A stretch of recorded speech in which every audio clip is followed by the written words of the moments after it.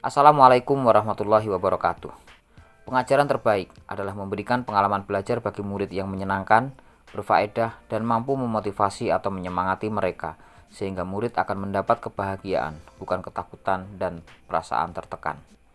Saya, Murjoko, calon guru penggerak Angkatan 6, akan memaparkan koneksi antar materi tentang pemikiran Ki Hajar Dewantoro dalam sistem pendidikan di Indonesia, merefleksikan pengalaman baru yang saya peroleh, serta mengaktualisasikan dasar-dasar pemikiran Ki Hajar Dewantoro dalam proses pembelajaran yang saya lakukan. Ada 3 poin penting yang dapat saya simpulkan tentang pemikiran-pemikiran Ki Hajar Dewantoro. Yang pertama adalah makna pendidikan dan pengajaran menurut Ki Hajar Dewantoro.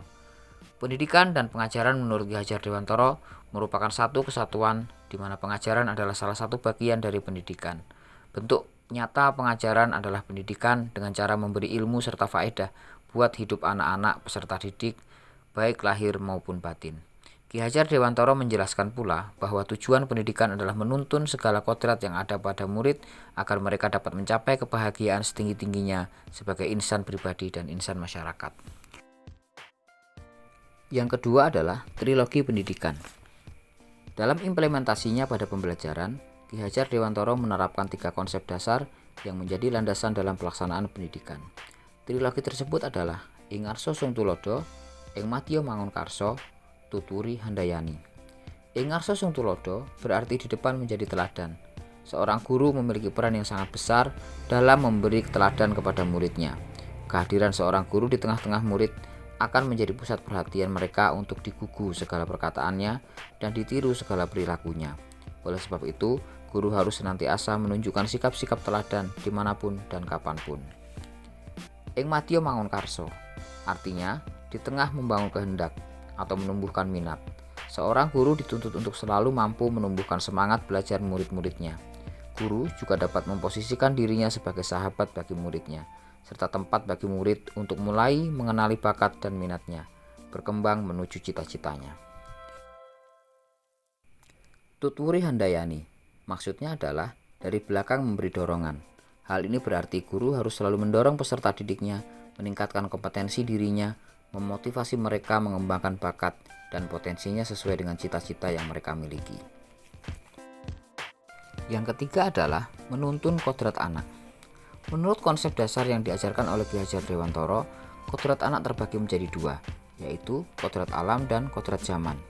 Kodrat alam menggambarkan lingkungan tempat anak berasal, yang erat kaitannya dengan karakter dan sifat dasar yang mereka miliki. Berbeda anak tentu berbeda pula sifat dasar dan karakternya, sehingga tentu berbeda pula cara perlakuannya.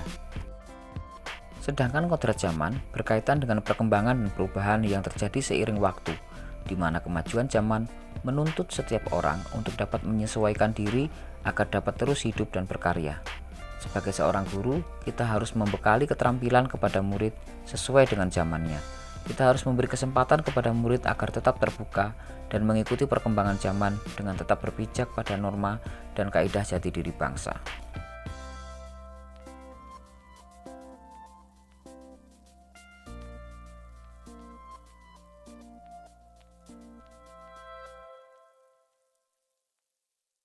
Setelah mempelajari dan mencoba memahami tentang pemikiran-pemikiran Ki Hajar Dewantoro dalam sistem pendidikan di Indonesia, ada beberapa hal menarik yang menjadi bahan refleksi bagi saya. Pada awalnya, pembelajaran yang saya lakukan hanya berorientasi pada pencapaian tingkat kognitif murid dan keterampilan-keterampilan tertentu sesuai dengan mata pelajaran yang saya ampu.